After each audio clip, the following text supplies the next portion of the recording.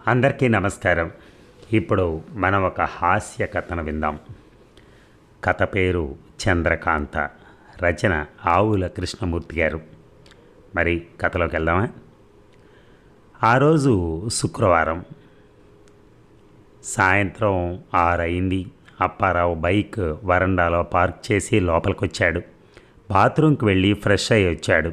సోఫాలో కూర్చుని news paper తీసుకున్నాడు. చంద్రకాంత టీ అందించింది. చంద్రకాంత అప్పారావు భార్య. పెళ్ళై 15 సంవత్సరాలైంది. పిల్లలు లేరు. అప్పారావు ప్రైవేట్ కంపెనీలో సూపర్వైజర్గా పనిచేస్తున్నాడు. మంచి జీతం. చంద్రకాంత ఆయన స్వయాన మరదలు, సోషల్ యాక్టివిస్ట్. సండే హర్షిత్ని భోజనానికి పిలిచాను. భార్యను కూడా తీసుకురమ్మని చెప్పాను. నేల వైపు చూస్తూ మెల్లగా గొణిగాడు అప్పారావు. హర్షిత వాడెవడో, ఎవరి భార్యను తీసుకుని రమ్మని చెప్పావు? గర్జించింది చంద్రకాంత. వాడు అని అనకు. మా ఆఫీస్లో లాస్ట్ ఇయర్ చేరాడు. పోయిన నెలలో మ్యారేజ్ అయింది. అయితే కూర్చుని ఆడవమను. అది ఎలాగో 2 ఏళ్ల తర్వాత తప్పదులే. గర్జించాలని విశ్వ ప్రయత్నం చేశాడు. గర్జన గొంతు వరకు వచ్చి అక్కడి నుంచి మెల్లగా పెదవుల నుంచి కుక్క పిల్ల అరిచినట్టుగా కుయ్యి కుయ్యేనో సౌండ్ ఇచ్చాడు. ఏమిటి గొణుగుతున్నావు? ఏం లేదు, అరేంజ్మెంట్స్ నేను చూసుకుంటాను. వాళ్ళు వచ్చినప్పుడు కాస్త స్మైల్ ఇచ్చి 2-3 కుశల ప్రశ్నలు అడిగితే బాగుంటుంది. నాకు కూడా కొంచెం మర్యాద ఇస్తే పట్టుచీర కొని పెడతాను అని బతిమలాడాడు. ఏదో ఒకటేడు. నేను మాత్రం సండే పార్టీ మీటింగ్కి వెళ్ళి ఈవినింగ్ మా ఇంటికి వెళ్తాను. మండే నువ్వు ఆఫీస్కి తగలడక ముందే వస్తాను. వచ్చేసరికి అంట్ల గిన్నెలు శుభ్రంగా కడిగిపెట్టు. ఇల్లు నీట్గా ఉండాలి. పని మనిషిని నేను తీసుకుని వెళ్తున్నాను. బుర్రకెక్కిందా? నాన్ స్టాప్గా చెప్పింది చంద్రకాంత.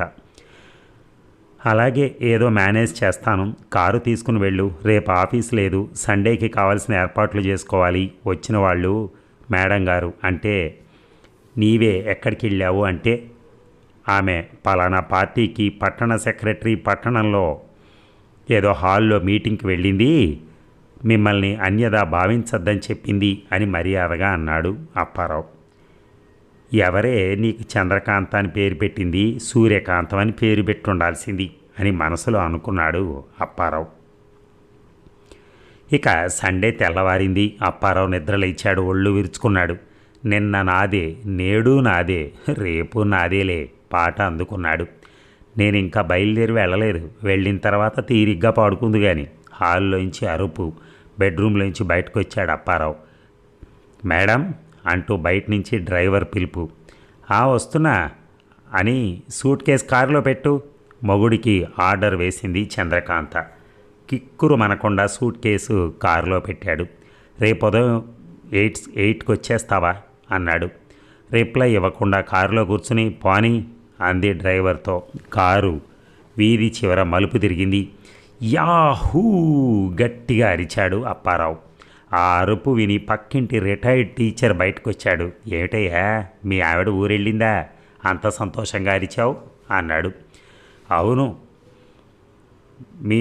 మీకు కూడా అలాంటి శుభదినం వస్తుందిలే.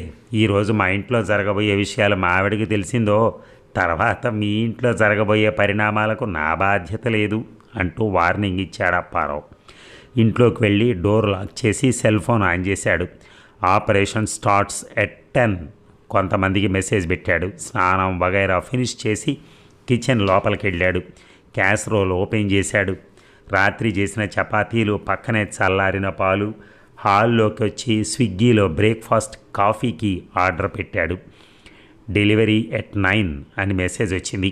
సోఫాలు కుర్చీలు గోడ పక్కకి జరిపి పెద్ద టీపాయిని సెంటర్లో అరేంజ్ చేశాడు. కాలింగ్ బెల్ మోగింది. పీపిన్ హోల్ నుంచి బయటికి చూశాడు.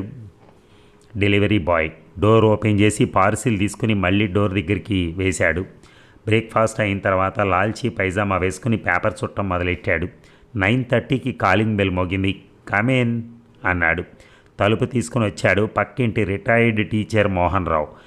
అప్పారావు, నీకు నా హెల్ప్ ఏమైనా అవసరమా అన్నాడు. అవును సార్, మోషన్ ట్యాబ్లెట్స్ 2 ఇస్తాను. ఇప్పుడు ఒకటి, గంట తర్వాత మరొకటి వేసుకోండి. కడుపు ఉబ్బరం తగ్గుతుంది. మళ్ళీ రేపు ఉదయం కనపడండి. ఇది మీరు చేయగల హెల్ప్ వెటకారంగా అన్నాడు అప్పారావు. కోపంగా చూస్తూ విసవిస అడుగులు వేస్తూ వెళ్ళిపోయాడు మోహన్ రావు. లేచి డోర్ మళ్ళీ దగ్గరగా వేశాడు అప్పారావు. 10:30కి మళ్ళీ కాలింగ్ బెల్. లేచి తలుపు తీశాడు. పెద్ద అట్టపెట్ట తీసుకుని ఒకడు ఎంట్రీ ఇచ్చాడు. అప్పారావు సార్ మీరేనా? హర్షిత్ గారు పంపించాడు అని అన్నాడు. ఓకే, అక్కడ పెట్టు. ఏమైనా చెప్పారా? 12:30కి అంతా వచ్చేస్తా అన్నారు. సరే వెళ్ళు అని చెప్పి సోఫాలో కూర్చుని ఫోన్లో లంచ్ ఆర్డర్ చేశాడు. Mutton biryani family pack, 2 chicken fried rice, prawns fry, vegetable salad, fruit salad, boneless fish fry, white rice, sambar, rasam. ఫోన్లోనే అమౌంట్ ట్రాన్స్ఫర్ చేశాడు. డోర్ లాక్ చేసి అటక మీద నుంచి పెద్ద బాక్స్ దించాడు. అందులోంచి స్వతంత్రం పోకముందు అంటే తన పెళ్ళి కాకముందు ఎంతో ఇష్టపడి కొన్న పట్టు లాల్చి పైజామా తీశాడు. అవి వేసుకుని అద్దం ముందు నిలబడి వికటాట్టహాసం చేశాడు. మళ్ళీ కాలింగ్ బెల్ మోగింది. గెస్టులు వచ్చారు అనుకుంటూ వెళ్ళి తలుపు తీశాడు. వచ్చింది గెస్టులు కాదు, గోస్ట్, పక్కింటి మోహన్ రావు. రండి సార్ రండి, ఇంకా దిగబడలేదే అని చూస్తున్నాను. కమ్మటి వాసన వస్తోంది. పొద్దున్నే కాఫీ వేసినట్టున్నారు. ఎస్ అప్రావ్, 2 లార్జ్ పెగ్గేశాను. I know you invited your staff. Who can I help you? ఇంగ్లీష్లో మొదలెట్టాడు మోహన్ రావు కూర్చుంటూ.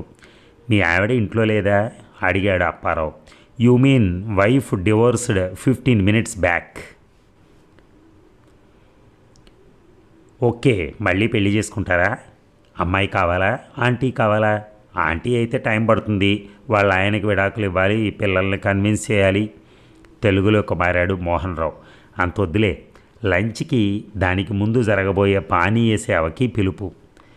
అలాగే, మీ ఆవిడ పర్మిషన్ తీసుకుని తప్పకుండా పిలుస్తాను. ఆవిడ ఫోన్ నెంబర్ ఇవ్వండి. దిగ్గున లేచాడు మోహన్ రావు. మీ ఆవిడ వచ్చిన తర్వాత చెప్తాను నీ సంగతి అని బయలుదేరాడు.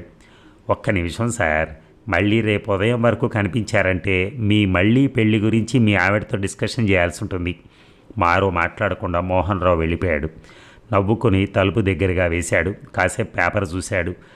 టక్ టక్ టక్ 4 సార్లు తలుపు చప్పుడైంది. కామేన్ అన్నారు. తలుపు మెల్లగా తెరుచుకుంది. భయంగా నలుగురు ఎంటర్ అయ్యారు. స్మైల్ ఇచ్చాడు అప్పారావు. నథింగ్ టు వర్రీ, మావిడిని పుట్టింటికి పంపించి వేశాను. రేపు ఉదయం వరకు రాదు. You can enjoy maximum. బయట మెయిన్ గేట్ లాక్ చేద్దాం ఒకడు మెల్లగా అన్నాడు. నాట్ నౌ, లంచ్ ఆర్డర్ చేశాను. హర్షిత్ 12:30కి వస్తాడు. ఈలోగా పానీయ పూజ కానిద్దాం. సుబ్రావ్, ఆ అట్టపెట్టె ఓపెన్ చేసి జానీ వాకర్ని బయటిది. అందరికన్నా చిన్నవాడైన సుబ్బారావుకి చెప్పాడు అప్పారావు.